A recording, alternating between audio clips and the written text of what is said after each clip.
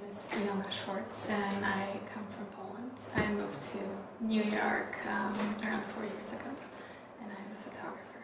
This project became this journey for me to really examine American culture on the level of just girls and the dolls and how they think about themselves as girls, how they construct their femininity and what is it ruled by.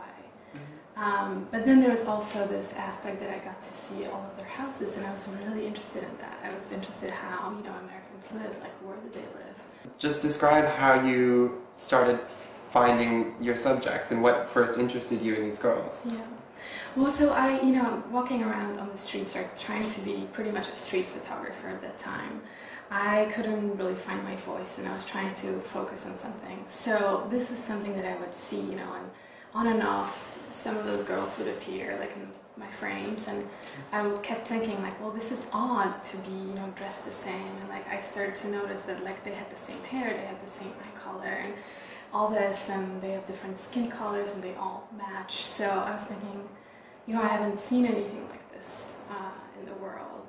This stood out to me as a cultural phenomenon. I think there is a certain element of humor in American Girls. They expose things that are serious about American culture, but in a way that's kind of light. Sometimes it's just part of my response, that I think it's just kind of funny and grotesque. Do you think that these pictures are representative of some kind of accuracy, or do you think it's a real document? It's a real document of, of this very specific culture. Mm-hmm. I think what I was also really drawn to is that in America it seems like there always tends to be an iconic product that kind of creates the culture. So I was thinking of, this idea of femininity in a consumer society and how is this influenced by consumption, and that's why I was really drawn to those dolls. I was thinking they were a different idea than, for example, Barbies, where when, I was growing up, they were kind of, they were all adult women, and they were kind of this model from the 50s. And this is definitely a new kind of idea about toys and about girls. Now everyone could have, a doll that looks like them, which is, a very democratic thing, and also everyone feels very entitled. These are very luxurious dolls. They're very expensive, and you have kind of unlimited amounts of miniature accessories for them. So I think it just, it just kind of imposes this consumption on kids who are unsuspecting, to this scenario. We're really good at that. What draws you to women as a subject? Yeah, well, I think I just naturally relate to them, experiencing my life as a woman and thinking, how other women are dealing with their gender, how, how they are living their lives, how they are kind of absorbing or resisting influences from contemporary culture. What effect do you think it has on a young girl's conception of her femininity? Most choices that girls get are in the hairstyle and hair color, and then fashion.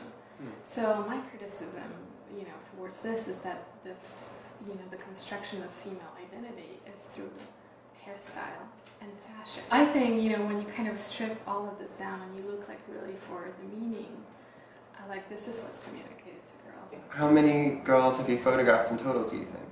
So far, I photographed around 100 girls. 100? Throughout the country. Now that you've come out with 100 portraits of girls, and American girls and their American Girl dolls, what do you hope cumulatively you've created?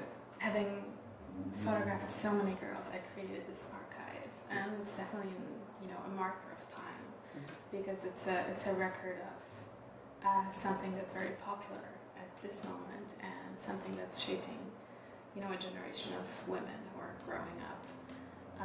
But I think it's also a record of, how America lives, and this kind of interior of America.